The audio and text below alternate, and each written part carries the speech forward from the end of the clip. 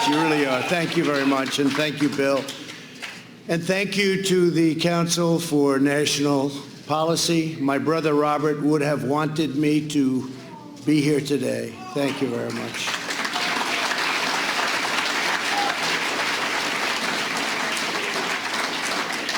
Together, we're committed to protecting the American people, preserving American values, defending America's heritage, and keeping America safe, strong, prosperous, and free.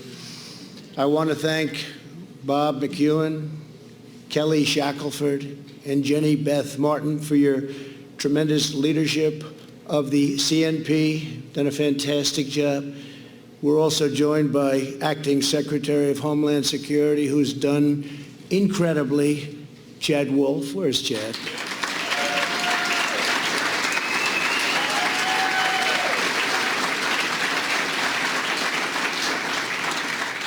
Thank you very much, Chad. You're right in the heart of it, and got some big things coming. Very big things. Good job. Also, Lieutenant Governor, a friend of mine, Dan Patrick of Texas. Dan, wherever you may be. What a great guy. Great family, great son, doing a tremendous job as U.S. Attorney. And many other state and local officials. I want to thank you all for being here. We have a lot of horsepower here. A lot of firepower, you might want to say. But over the last week, the Democrats held the darkest and angriest and gloomiest convention in American history. They spent 4 straight days attacking America as racist and a horrible country that must be redeemed. Joe Biden grimly declared a season of American darkness. And yet, look at what we've accomplished. Until the plague came in, look at what we've accomplished. And now we're doing it again.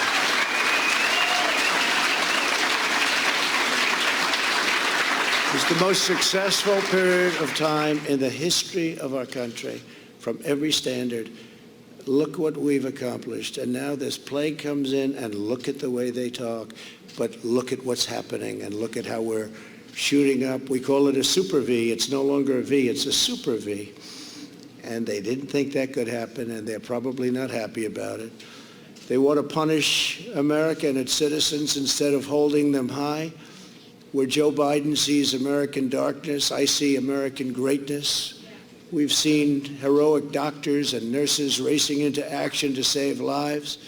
We've seen first responders helping strangers in need. We've seen the passage of historic legislation to save 50 million American jobs. We've mobilized American industry like never before. We've built military hospitals from scratch to produce life-saving therapies, and we're on track to develop the most incredible, from a standpoint of time, record time, vaccines. We have vaccines. You'll be reading about them very soon, way, way ahead of schedule, years ahead of schedule. This would have been where we are now, phase 3 trials, clinical trials. You wouldn't have been there in 2 or 3 years if you went back to another administration. It's time to reject the anger and the hate of the Democrat Party. We have the biggest election coming up of our lifetime.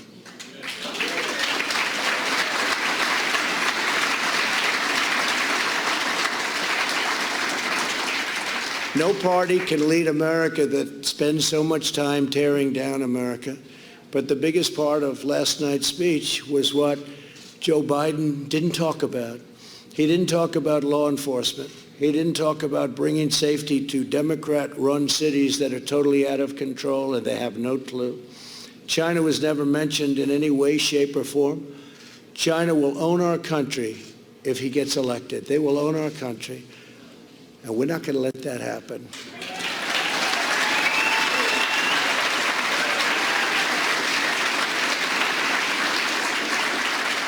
And you've seen the intelligence reports. China very much wants Joe Biden to win.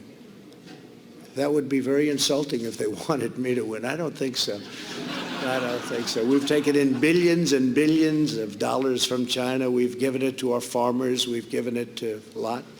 They had the worst year they've had in 67 years. We had the best year we ever had. We've demonstrated over the last 4 years the extraordinary gains that are possible when we stand strong for our beliefs, when we trust the wisdom of our founders, and when we embrace America's destiny. It's a great destiny. With your help, we carried out the largest tax and regulation cuts by far in American history.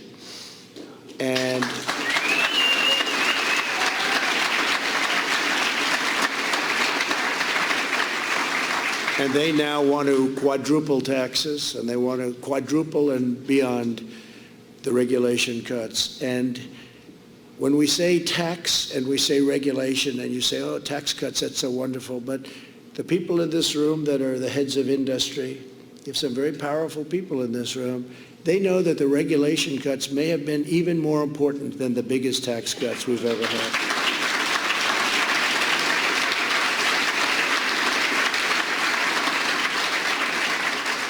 To build a highway in this country could take, in certain places, 18, 19, 20, even 21 years to get approved. This is not even, it's thinkable.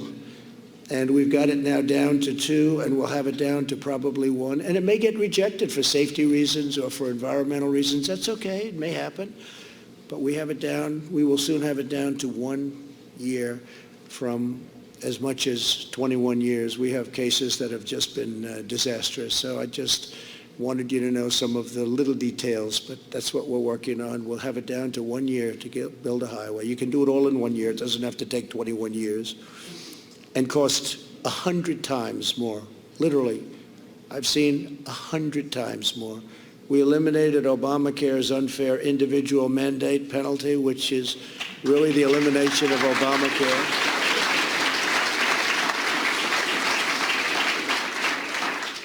And to give to critically ill patients access to life-saving drugs, we passed a thing called, and hopefully nobody in this room will need it, but if you do, it's right to try. We have the greatest medicines, the greatest doctors and labs in the world, and we have things that won't be approved by the FDA for a little while, although I've cut that time now down in half. It used to be 12 years. Now we've cut it down in more than half. And you see that with the vaccines, you see it with the therapeutics.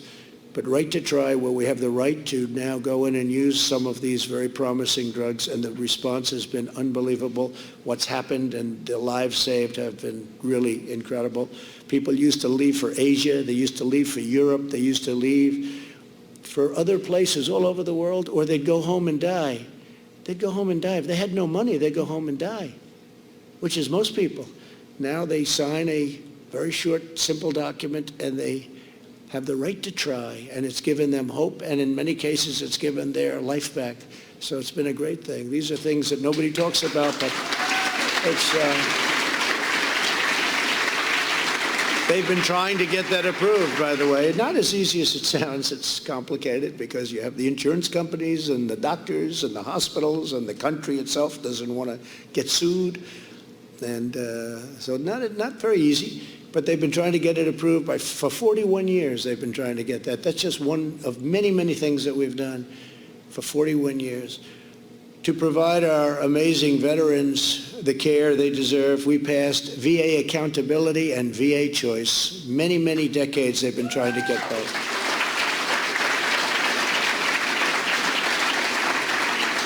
Choice meaning you wait online and you can't see a doctor, and they would wait online for a week, or 2 weeks, or 5 weeks. Sometimes they'd be ill, and they'd end up being terminally ill by the time they saw the doctor. And we're letting them go out, get a private doctor immediately, and we pay the bill. And we just got a 91% approval rating in the VA, the highest we've ever had by many points, 91%. And VA accountability sounds simple, but it's not. You couldn't let anybody go, no matter how they disrespected our great vets, no matter what they said to them, no matter how badly they treated them. And we had sadists, and we had thieves, we had a lot of bad people. You couldn't fire them under any circumstances. Under any circumstance, you couldn't fire them. And now we say, you're fired. It's called VA accountability. And they've wanted to have that They've wanted to have that. Actually, they've let go of 9,000 people, replaced them with people that love our vets, want to take care of our vets, and great people. And we had a terrible thing going. You couldn't get them fired because of, civil service and unions and different things. You couldn't fire them. Now you can fire them, and you can fire them quickly if they're not doing the job. It's a big deal. And we don't talk about it a lot. Nobody talks about it. But they've been trying to get those two things approved for more than 4 decades. And now they're done and they're approved. We ended the Obama-Biden administration's war on American energy, and the United States is now the leading producer of oil and natural gas anywhere in the world. It's a big thing.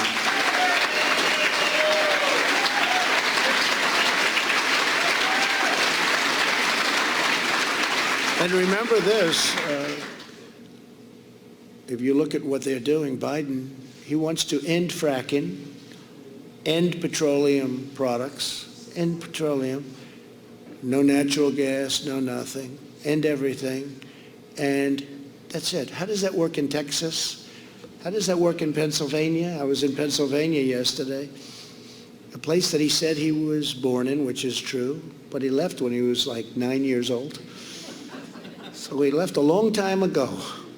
He left 7 decades ago. And he still calls it his home. And his real home is a place he never leaves anymore. He just never leaves. He never leaves the outskirts of that state. You'd think he'd go a little bit, it's not that far. Never leaves. We'll figure it out pretty soon. But they want to end fracking, they want to end drilling, they want to end everything, they want to end all of that. So I said, think of it, they want to end oil, they want to end, and this is the way it is, guns, they want to take away Second Amendment, right? How about that? That alone should win you the election, right? That alone.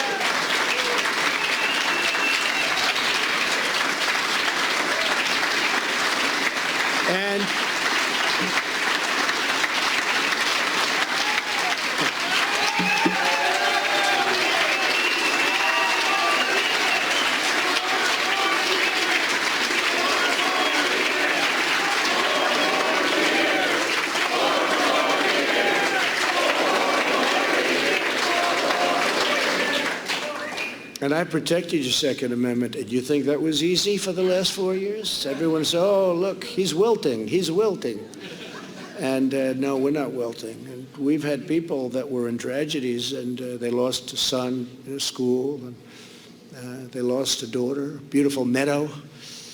And that gentleman's been a friend of mine. He knows exactly who I'm talking about. Beautiful meadow. They're totally in favor. They've actually gotten hard line on Second Amendment. It's not one way.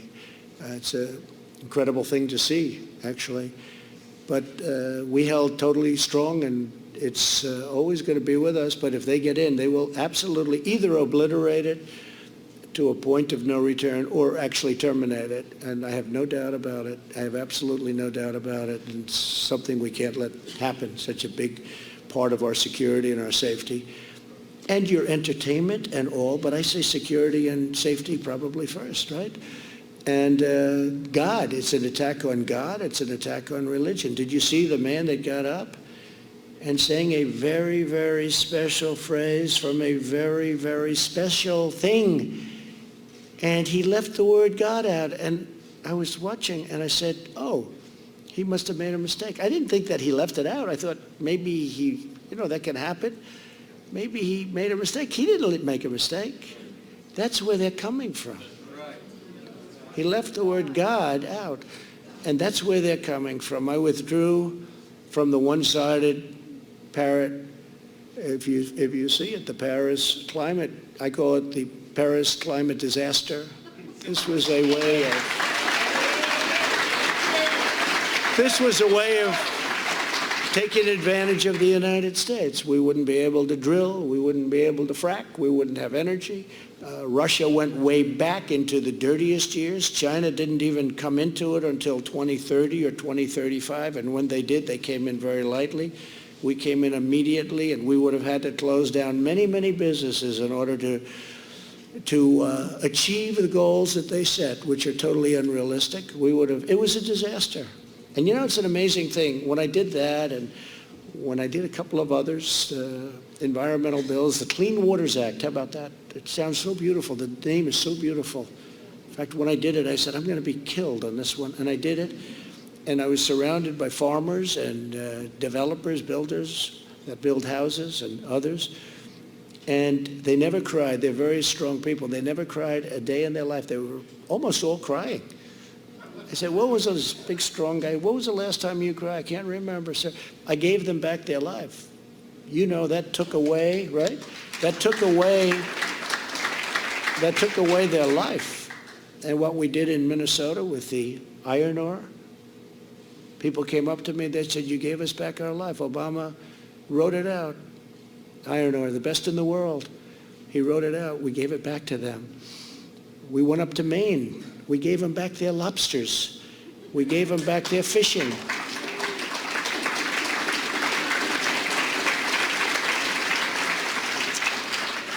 5,000 square miles. Think of what that is. Take 1 mile, mile by mile, and now you add 5,000. As big as the ocean is, that was a big chunk right off the coast of Maine.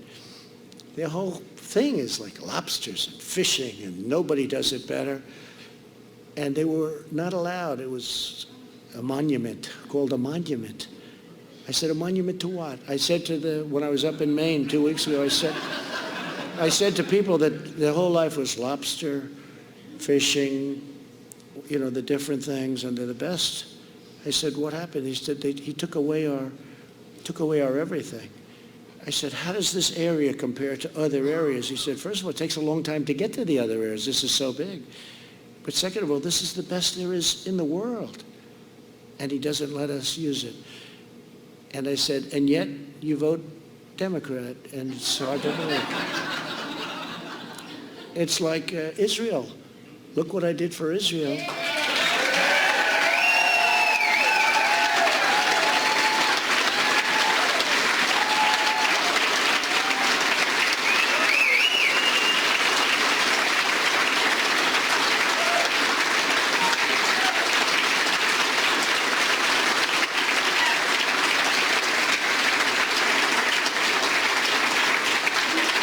Thank you. But it's amazing to me because nobody's been worse to Israel than President Obama and Biden. Nobody. Nobody's been worse. Look at the Iran deal. It's the worst thing that ever happened to Israel. And they never moved the embassy to Jerusalem, thereby making Jerusalem the capital of Israel, which I did, and neither did any other president. And I understand why. They campaign on it, Every president said they were going to do it. No president did it until I came along. And the pressure, and I will tell you, the pressure from other parts of the world was enormous. And I've told the story a few times where I just turned off my phone, and when the king calls, and this one calls, and that one calls, we're calling about Israel. I say, tell him I'll get back in a couple of days. I'll get back in a couple of days. I'll be in next week. Kings and queens and prime ministers, presidents and dictators, everybody was calling. Don't do it, don't do it. It'll be bloodshed all over the Middle East. Look what we just did, right? With the United Arab Emirates and Israel. And now others will follow.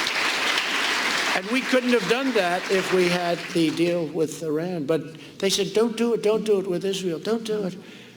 And I didn't take their call, and I did it. Had a ceremony, it was fine. Nothing happened. Remember, the world was going to blow up. This will be the end of the world. So I held my breath and I did it. And you know what happened? Nothing, except we did something that should have been done many, many decades ago. And every president violated their promise, their campaign promise, except me. And I did it. And by the way, I added in Golan Heights. That was a big one, too, by itself.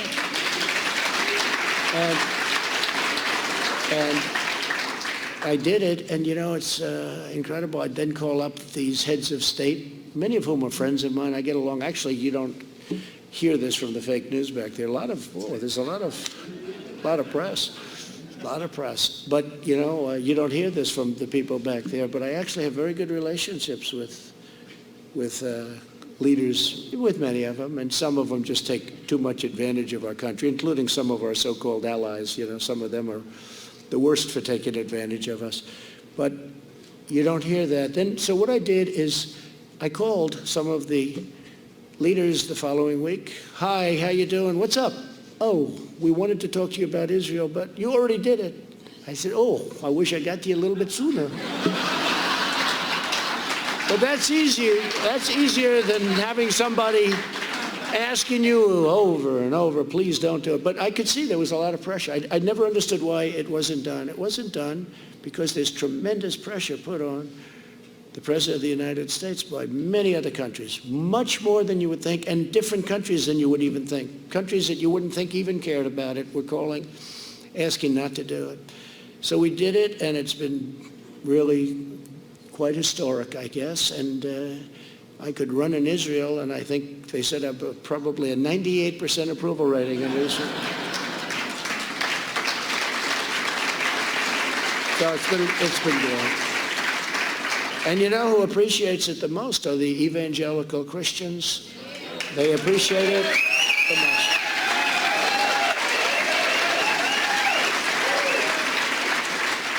So it's been quite a that has been just by itself. That's one thing out of many, many things, but that's been quite an interesting journey.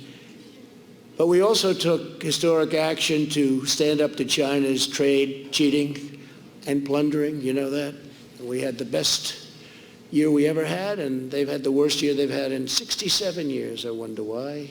And I don't want them to have bad years, but there's been nobody that has ripped off the United States like China for so many years. How presidents before me allowed that to happen, and especially the one just before me.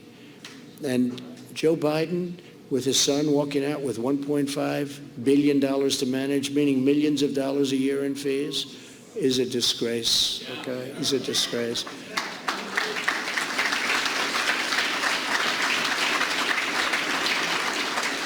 And then the vast sums of money he was paid by Ukrainian company that didn't have the highest standing, to put it mildly, but the vast sums of money.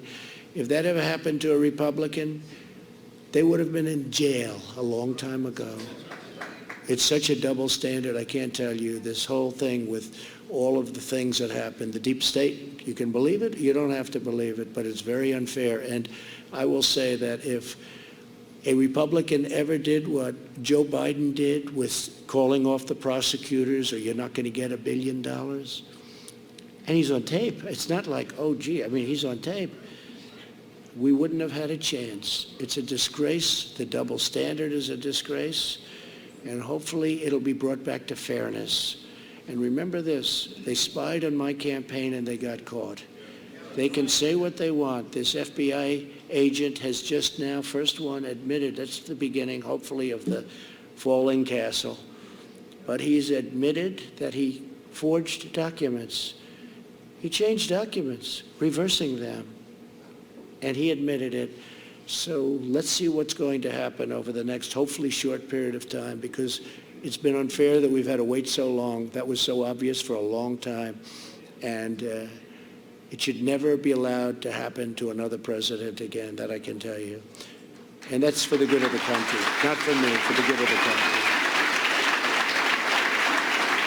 Within 3 years, we replaced NAFTA, which everybody said was impossible to do, with the brand new and really pro-America USMCA. It's a whole different ballgame. And we don't want to lose our companies to Mexico and Canada. And this puts a tremendous price tag on doing that. If they want to do that, they won't be doing that.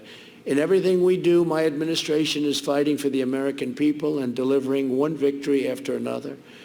We have appointed more than 230 federal judges. We expect to be perhaps over 300 federal judges by the end of the year.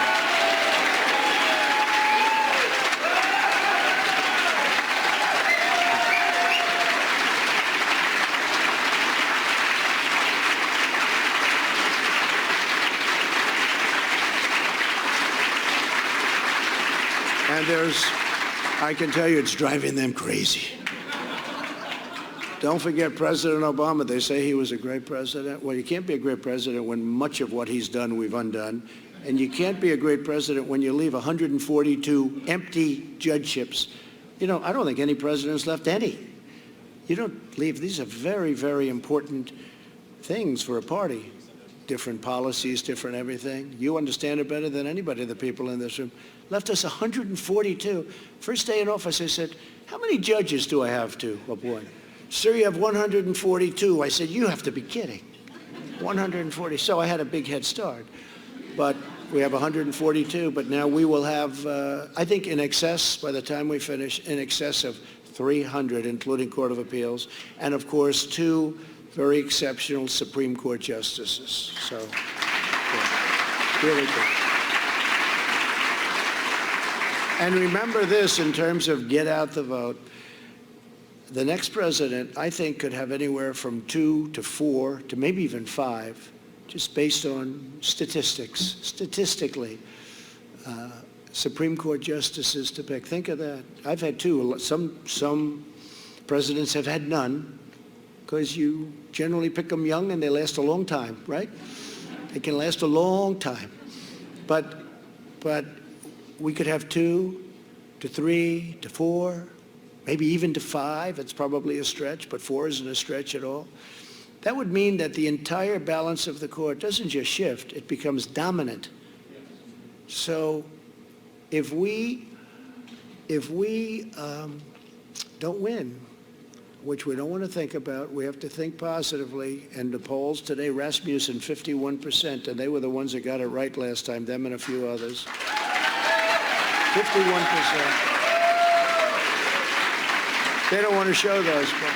They only want to show those polls, not likely voters, registered voters. What does that mean? Many are dead? Many have switched their party affiliations, you know, registered. They don't show likely. But you see some of these polls where they interview many more Democrats than Republicans, and they have to, I guess by law, put it out, you know, they interviewed, but many more. And they don't go likely. Why do they do likely voters? Because I think they'd be very upset. I think they know they'd be very upset. Bottom line, we're doing very well. We have the biggest crowds. I think there's more enthusiasm now for this election than there was even. It's record enthusiasm, by the way, record-setting enthusiasm right now. It's more now than we had even 4 years ago. Does that make sense?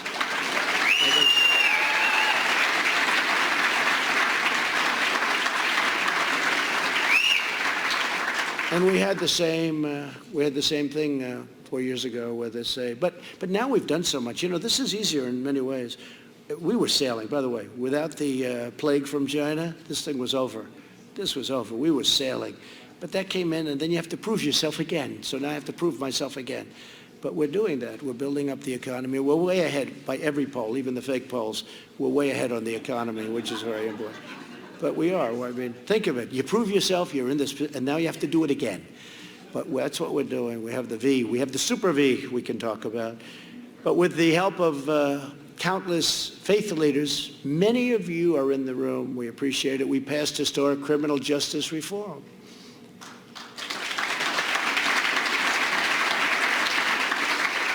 And nobody's done more for the black community or the Hispanic community than we have. Nobody.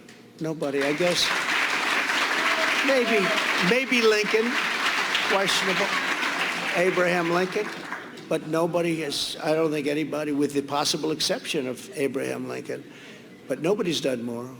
If you look at opportunity zones, you look at all of the things we've done, nobody's done more. After years of neglect by both parties, my administration understands that a strong nation must have strong borders.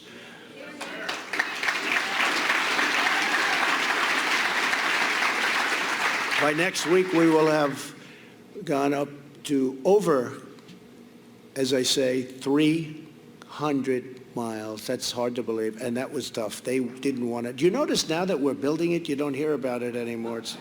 They don't want to talk about it anymore, and it's a bad issue for the Democrats because everyone knows that walls work. You know, it's interesting. no matter with all the technology and all the changes you see, you don't recognize a computer from 5 years ago. It's not even recognizable. Two things don't change, right? Walls and wheels. And you can come back in 2,000 years from now, and two things will still be around, wheels and walls.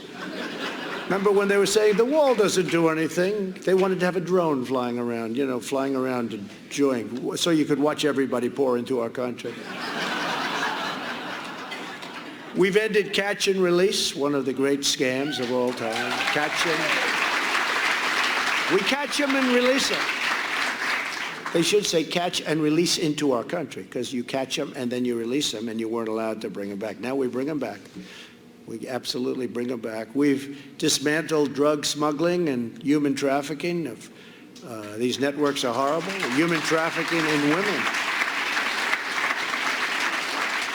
which has turned out, you think of it as almost an ancient crime, but it's not. It's bigger now all over the world than it's ever been because of the computer, because of the internet. It's bigger now than ever before. It's a horrible thing, much of it through the southern border. But all over the world this is taking place, and we've brought it down to levels that nobody thought even possible. But it's a terrible thing, mostly trafficking in women, children to a lesser extent, but women. We've removed 20,000 gang members, including 4,500 MS-13 members, and we brought them back to their countries. And their countries under the Obama administration didn't want to take people. You know that, right? They didn't want to take them. They'd say, no, don't bring them back here. We're not taking them. Guatemala, El Salvador, right?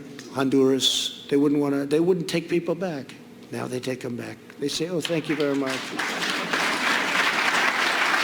The last administration left us with a Middle East in chaos. This was a Middle East in chaos. Iran was empowered and exporting terror.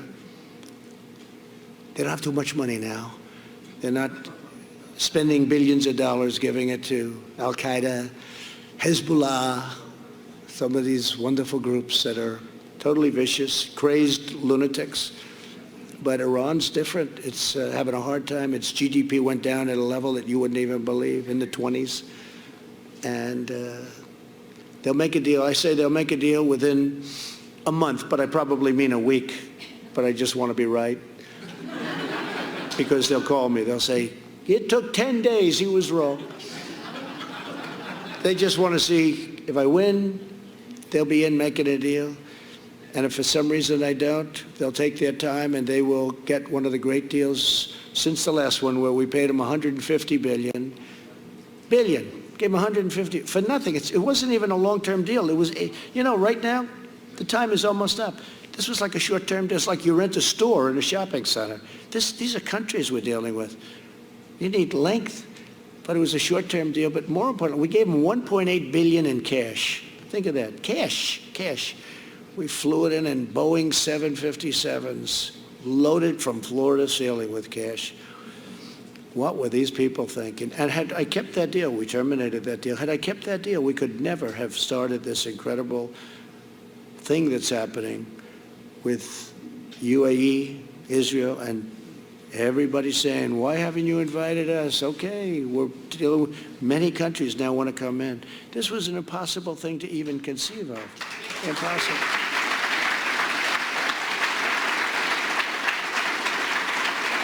Even Tom Friedman at the New York Times gave us an A+. Can you believe it? He couldn't even believe it. I wouldn't say he's been a big fan. But the New York Times gave us the best editorial I've had. I can't even believe it. I'm surprised they did. I'm sure they've changed it by now. When somebody got in, they said, who wrote that editorial? They probably lost their job. But Tom Friedman actually wrote the editorial. It was very fair. It's true. He couldn't believe it. It's gotten great reviews from everybody. Wall Street Journal, Washington Post. Can you believe that one? Everybody gave it. And we couldn't have done that deal had we stayed in this horrible deal done by John Kerry, who just had no clue as to negotiation. He never got up. They would tell him, we want this, we want this, we want this, and he'd sit there and he'd agree to everything. Sometimes you have to get up and walk. He never got up and walked. Once he rode his bicycle, remembered he was in an accident. I promised at 73 years old, I said, I'll never be riding a bicycle. He had the helmet, he had the names, the insignias all over. He had insignias like, you know, like he was a 20-year-old great cyclist from France. So that delayed him about 2 months. They said he just got hurt in a bicycle accident. What? It's not a good accident when you're... So I promised I wouldn't do that. I might get hurt, but I'm not getting hurt riding a bicycle, I think. But if you look at the Obama administration, ISIS was rampaging all over. I've defeated 100% of the ISIS caliphate in Iraq and Syria.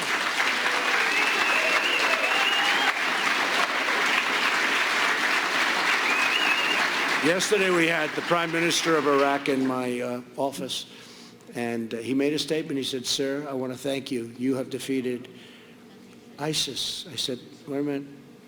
When you say that, nobody ever says that. Those people back there don't say it. What do you mean by that?" He said, "You." I said, "Do you mean Obama? Do you mean the United States?" "Sir, Obama, it was a disaster. When you took over, ISIS was in 30% of our country. You came in and you defeated." I said, "Would you please go public with that?" So he said, "I would." He would, but it's true. I mean, we defeated 100% of the caliphate, and we turned it all around. We rebuilt the United States military, $2.5 trillion. We have a brand new, beautiful military.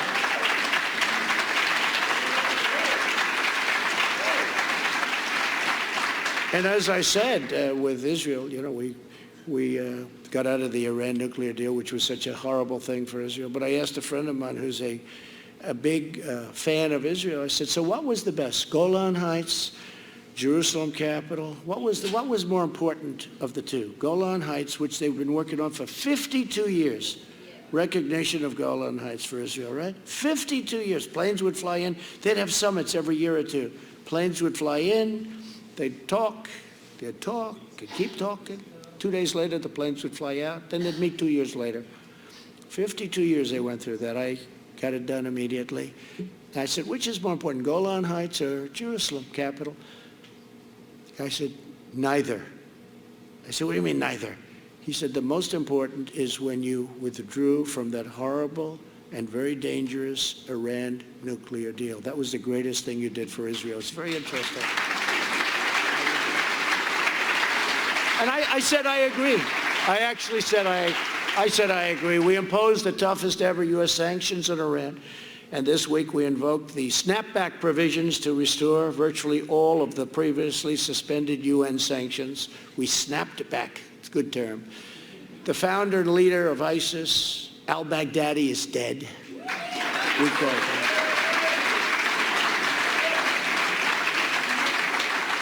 And the world's top terrorist, probably over 50 years, the top terrorist, Qasem Soleimani, is dead. He's gone. But the more success that we've achieved, the more unhinged the radical left has become. Anarchists and violent mobs have rioted in our Democrat-run cities, attacking our police and tearing down statues. And as you know, I signed a clause. I got an old bill, you know, when they used to do powerful things, when they knew what the hell they were doing. I took an old bill and I gave a nice, beautiful, brand new executive order. It says very easily, could you imagine getting this today? You rip down a statue, a federal statue, you go to jail, prison, they use the term prison, you go to prison for 10 years. Stop. And I remember there was a big march on Washington. They were coming in to knock a lot of statues down. And they even had Thomas Jefferson planned. That was in their planning. No thanks. George Washington. They were even thinking about Lincoln. You know, Lincoln did sort of a pretty good job, right? But they were talking about anybody. I don't even know if they knew what they were doing. It was just wild and out of control. But I signed this, 10 years in prison if you knock down a statue. We have people right now in jail that are going to trial, by the way, and that was from previous to signing it. But if you remember, that was a big thing 2.5 months ago. You know when I signed it? 2.5 months ago. 2.5 months ago I signed it. we haven't had a problem since. They say, you know, we want to knock down that statue, but you know, 10 years, let's see, 10 years, that's a lot of time. That's a lot of time.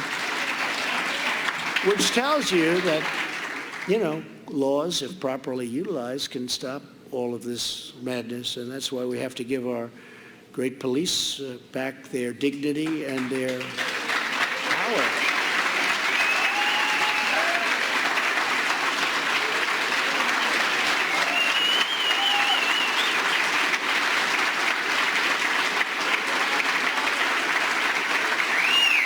I've been endorsed by almost every police organization in the country. We just got Pat Lynch, the head of New York City Police, endorsed me. First endorsement, he said, to the best of his knowledge, which is a lot of knowledge, the first time they've ever endorsed a candidate for president. That's good. They don't endorse.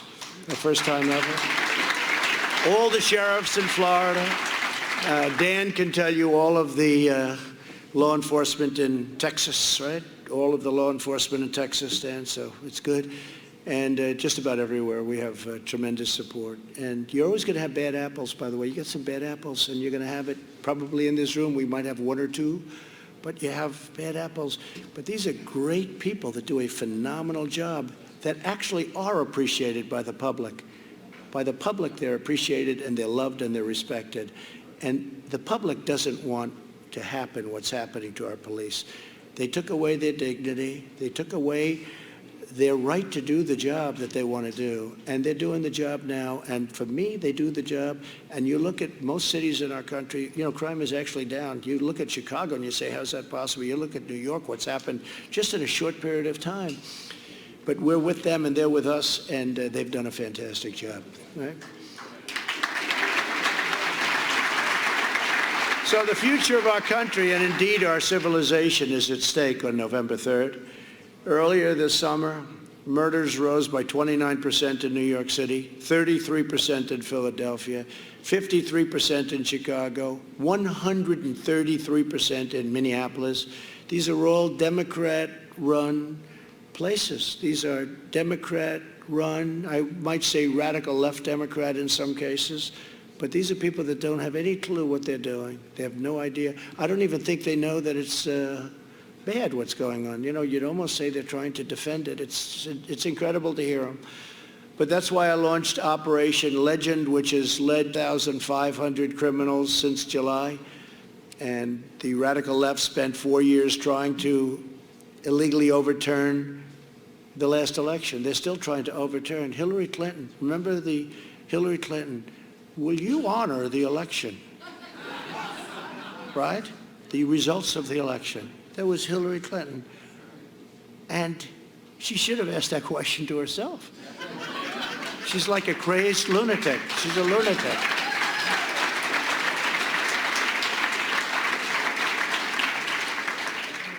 She is something, I'll tell you. But somebody said, what's the difference between Clinton and Biden? Should I say? Should I tell you? Well, Clinton's much smarter, but not a likable person. Joe is not nearly as smart, but he's more likable. So, you know, I don't know. Maybe I'd rather have the smarter person. Who cares about personality, right? But that's the difference. Very simple, isn't it, huh? It's a very simple thing. But that's why we have to win. We have to win.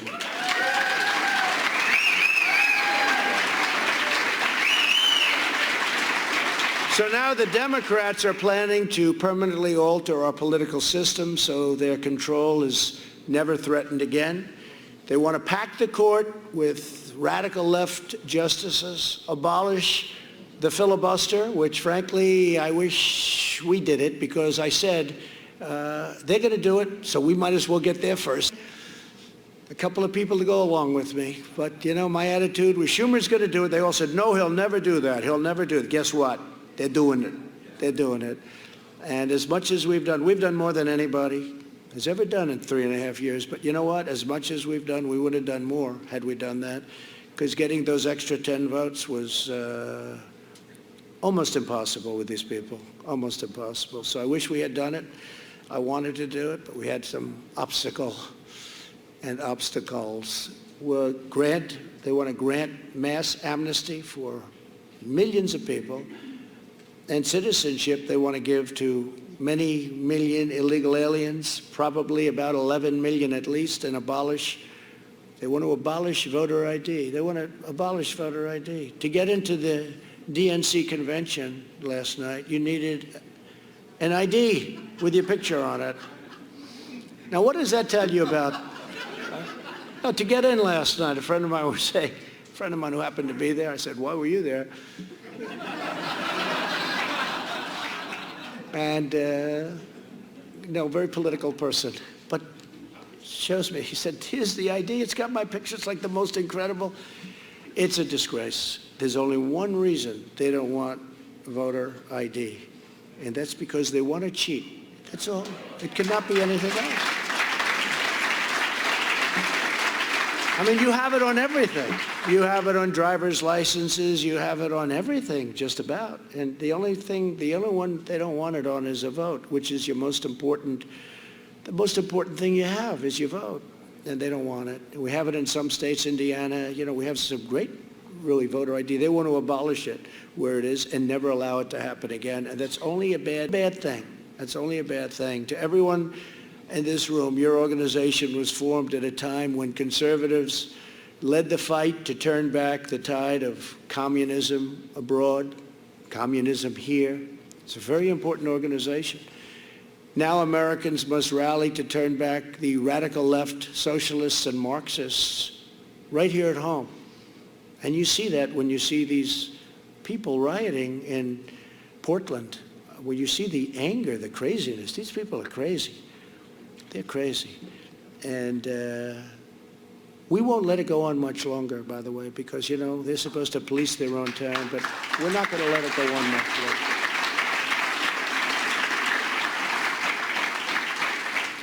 Because at some point we have to say, okay, you've had enough time to police your town. And by the way, they have good police. Portland has good police, but they're not allowed to do their job. If our opponents prevail, no one will be safe in our country, and no one will be spared. No one will be spared, including the people that help fund. They think they're going to be best pals. They're not going to be best pals. They'll be terminated just like many others. I'm the only thing standing between the American dream and total anarchy, madness, and chaos. And that's what it is. I'm representing you. I'm just here. And I'm not sure it's an enviable position, but that's what it is. That's what it is.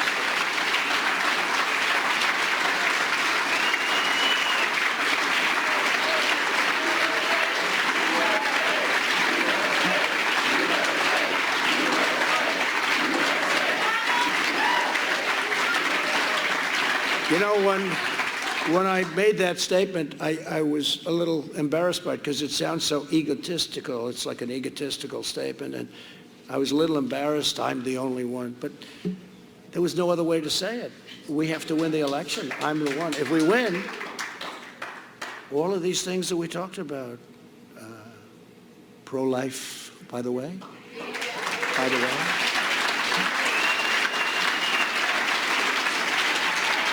Second Amendment, by the way.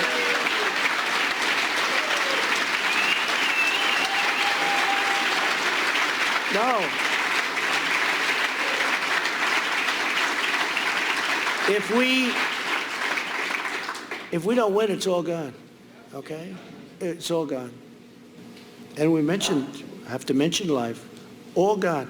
Second Amendment, gone. It's all gone. And many other things.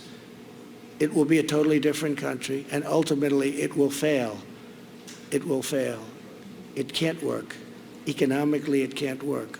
We'll go into a depression, and I'm very good at predicting these things. We will go into a depression, no different than, maybe worse, no different than what happened in 1929. Your stocks will crash, your 401ks will be worthless.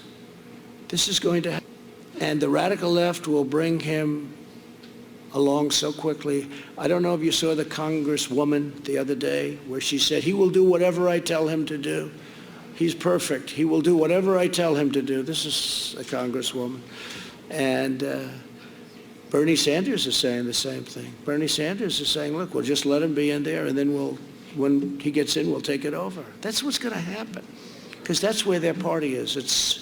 It's become a sick ideology, and we have to win. We will solve the problem very quickly, very easily. We have to win. I don't like this mail-in ballot deal.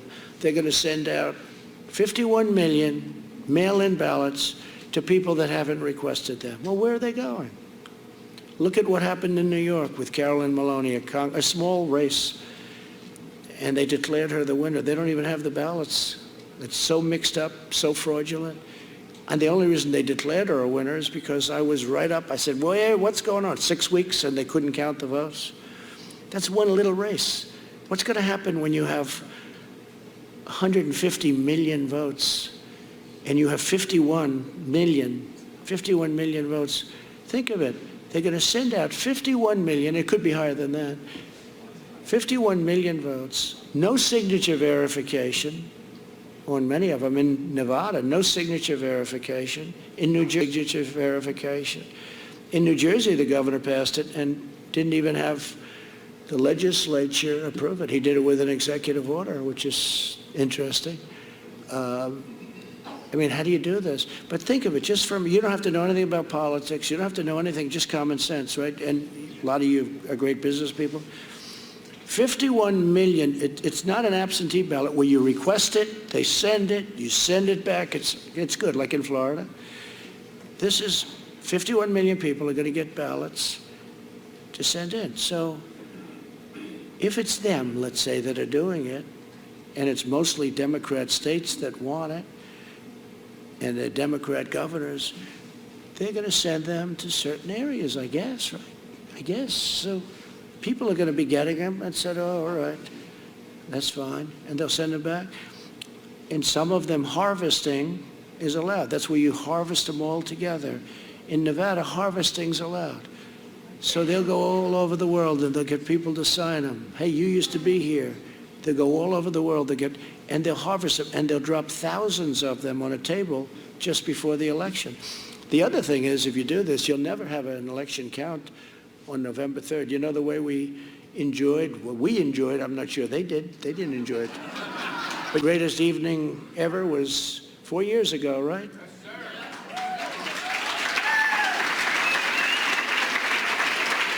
And that night, 4 years ago, that was an extraordinary night. But we knew that night. In fact, we really knew before 9 o'clock, even though it took like 2 o'clock to call it. They refused to call Pennsylvania, which we had. If we lost every single vote, right? Remember, there was 2 points, 2 left, and 2 points left.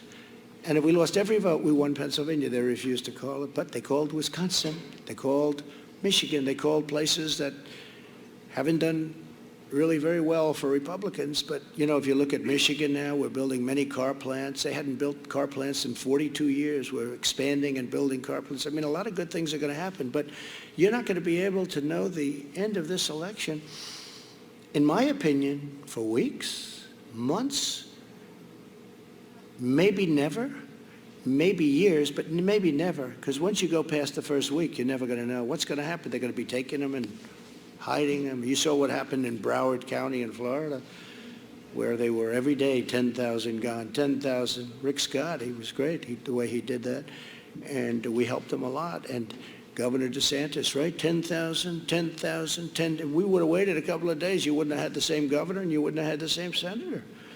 We took very strong action because it was obvious what was going on. So now you're going to have 51 million ballots, Tom. Where's Tom? My Tom. Where is he? Stand up, Tom. Were you Tom Fitton? I don't know.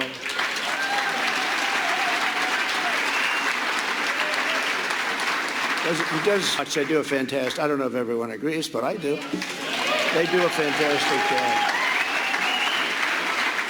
I wish he had more help. I mean, honestly, I wish he had more help. But it's not easy beating a system that's been in place for many, many years, right? Many, many years it's been in place, and it's sad. But 51 million votes, it's being sent, and nobody knows who's getting them. And what happens if you send them to an all-Democrat area but not to an all-Republican area?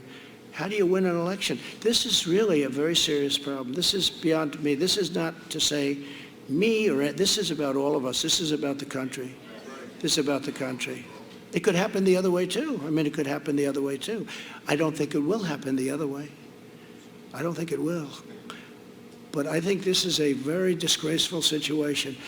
I really don't think that you're going to know anything on the evening, anything meaningful or anything real on the evening of November 3rd. I don't think you're going to know anything. You're not going to know what happened.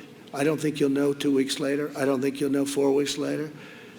And I don't know what's going to happen. You know, there's a theory that if you don't have it by the end of the year, crazy Nancy Pelosi would become president. You know that, right? No, think of that. Think of that. There's that mad theory, too. You have heard that theory.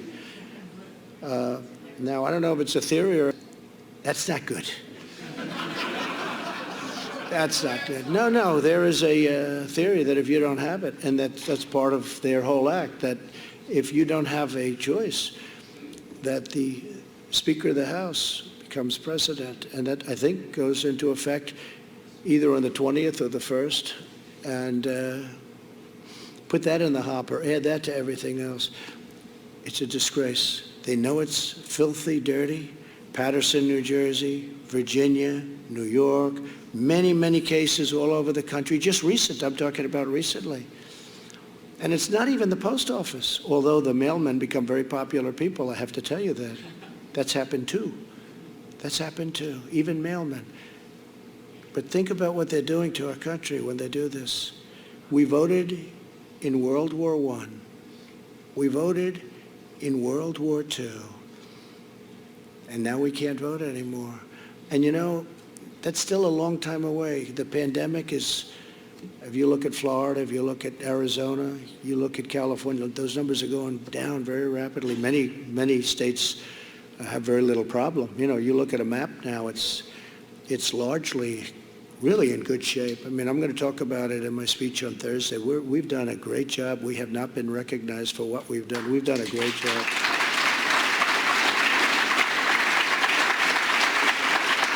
So in 2.5 months from now, we'll be in, good shape, and we're going to be in really, I think, potentially really good shape. And we can't let this happen to our country. It's called universal mail-ins, okay? Universal. They like the word universal because it explains it. I don't know why. I personally don't like the name. I just call it mail-in. But we want to distinguish it from absentee voting, which is okay, which has gone on for a long time, and we're prepared for that. But we're not prepared for this, 51 million ballots. It will be a tremendous embarrassment to our country. It'll go on forever, and you'll never know who won. So I say that for you. I say it for the cameras because I assume that goes out. But I will tell you that this is a very serious, a great democracy. This is a very, very serious problem. And something has to be done about it. And they're being sent almost as we speak. People are going to get ballots that had no intention of voting, that maybe shouldn't be voting, that maybe aren't, and they say the computers will pick it up. The computers are going to pick up nothing. They're going to pick up nothing. You'll have double voting where they send in a ballot and then they'll go and vote. That's going to be a big problem. They'll send in their ballot and they'll vote too. They'll send in the ballot and then they'll vote. What are the chances that some states so efficiently run? Oh, gee, you can't vote. We just got your ballot last night at 7 o'clock. I mean, think of how ridiculous it is, right? Common sense. I say this for the media. This will be the greatest catastrophe, one of the greatest catastrophes in the history of our country. That's how serious it is. And they also think I'm trying to steal an election. Just the opposite. I want the fair results of an election.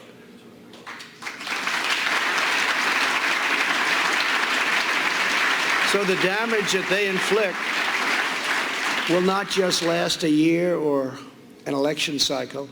It will echo for generations, and we may never be able to escape, no matter how great our future leaders. We may never, ever escape from the damage that will be inflicted if the radical left takes over the presidency. We may never be able, remember the Supreme Court, but we may never be able to do it. It'll be too late. The country will go down so far that you'll never, ever, I don't care who you are, be able to bring it back. There's now a major American political party that supports decriminalizing illegal. abolishing cash bail. You kill somebody, no bail. They want to close all prisons, outlaw American energy, confiscate your guns, force taxpayers to finance late-term abortion. They want to ban charter schools, abolish school choice, destroy our beautiful suburbs. They want to destroy, I have done more for suburbia, when they talk about the suburban woman. Will she vote for Trump? If she doesn't, I mean, what is she doing? They want to force low-income housing into suburbia. And now the one that wants to do it is Cory Booker. Cory Booker's a disaster. You saw him running for president. He eventually quit when he started getting below 1%. How about all these people? How about Kamala? Kamala runs. She's sort of one of the favorites. And she goes from 15 to 13 to 12 to 9 to 7, 5, 4, about 1 she got out. She didn't even get to Iowa. She never got there. She didn't want to take a vote. That's how bad she was. Don't you want to pick a person that's gone in the opposite direction? I mean, seriously, that's like a free call. But there's something that's not good going on there. I don't think it was a good choice. It was my number 1 draft pick. I did say that. They said, how do you like the choice? I said, that was my number 1 draft pick. But I meant from my standpoint. But think of it, she was one of the favorites, and she went down like a rock. So it's one of those things. I believe it's one of the worst things going on now is the abolition of police, or even the partial abolition of police. So we have to expose this dangerous left-wing movement. We must defeat it, and with an optimistic vision for America's future, we can be greater than ever before. We will be greater than ever before. With your help, that's exactly what we're going to do. We'll once again build the greatest economy in history. We had it. We had to let it go to save millions of lives, and now we're building it again.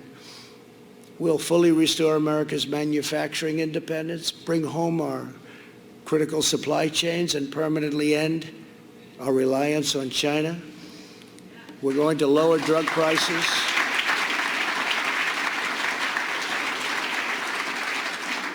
We're going to lower drug prices at a level that's never been lowered before. You know, I'm the only president in 51 years that lowered. Last year, drug prices went down a little bit. Not much, but a little bit. But under Obama and Biden, they went up 52%. 52%.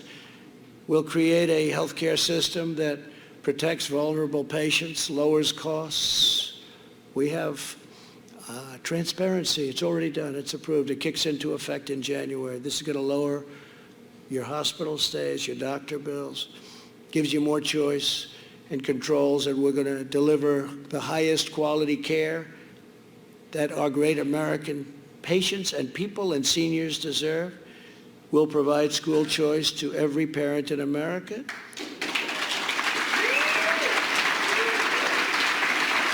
We'll appoint more conservative judges and justices.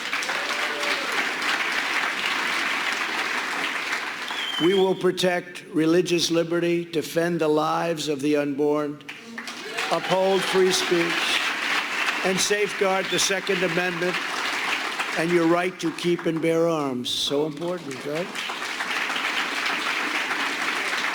We'll restore patriotic education to our schools.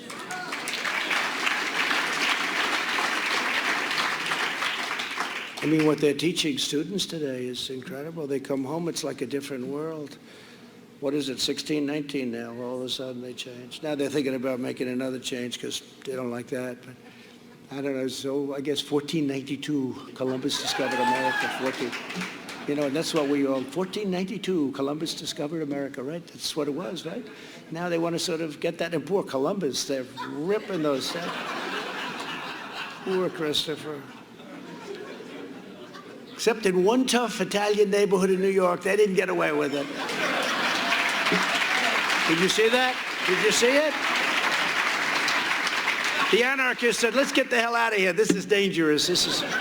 The anarchists left. No, that was one very tough, great area. We love that area. I know it very well. They started surrounding it. They were all set. They had the ropes going, the whole deal. And all of a sudden, they said, let's get out of here. Great. Christopher Columbus, can you believe it? We will restore patriotic education to our schools and teach our children to love their country, honor our history, and respect our great American flag.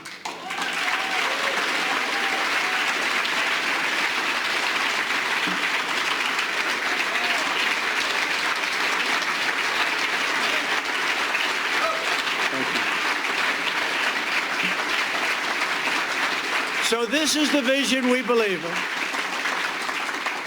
And with your help, your talent, and you have incredible talent in this room, and your devotion, this is the bright future, not the dark future that you saw last night and for the last 4 days. This is a bright future that we will deliver for all Americans. I promise you this, as long as I am the President of the United States,